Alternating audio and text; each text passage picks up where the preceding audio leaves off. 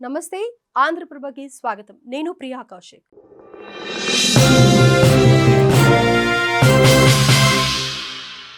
తిరుమలలో మరోసారి చిరుత హల్చల్.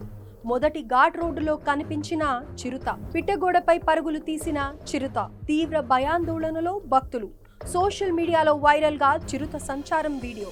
భక్తులను అప్రమత్తం చేస్తున్న టీటీడీ అధికారులు. తిరుమల తిరుపతి దేవస్థానం నిత్యం వేలాది మంది భక్తులు ఆ శ్రీవారిని దర్శించుకునేందుకు వస్తూ ఉంటారు. అయితే తిరుమలలో స్వామివారి భక్తులను చిరుత మరోసారి టెన్షన్ పెట్టింది. ఘాట్ రోడ్డులో పిట్టగోడపై పరుగులు పెడుతూ కనిపించింది. దీంతో అటుగా వెళ్తున్న భక్తులు తీవ్ర భయాందోళనకు గురయ్యారు. తాజాగా చిరుతకు సంబంధించిన వీడియో సోషల్ మీడియాలో వైరల్ గా మారింది. చిరుతపులి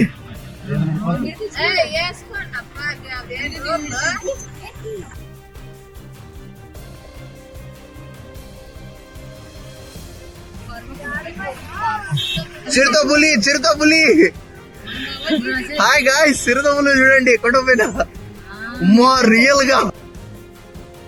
అయితే గత 2 రోజులుగా చిరుత సంచరిస్తున్నట్లు తెలుస్తోంది. ఈ నేపథ్యంలోనే అర్ధరాత్రి సమయంలో చిరుత కనిపించడంతో భక్తులు హడలెత్తిపోయారు. అనంతరం చిరుత సంచారంపై వెంటనే అలిపిరి పోలీసులకు కూడా ఫిర్యాదు చేశారు.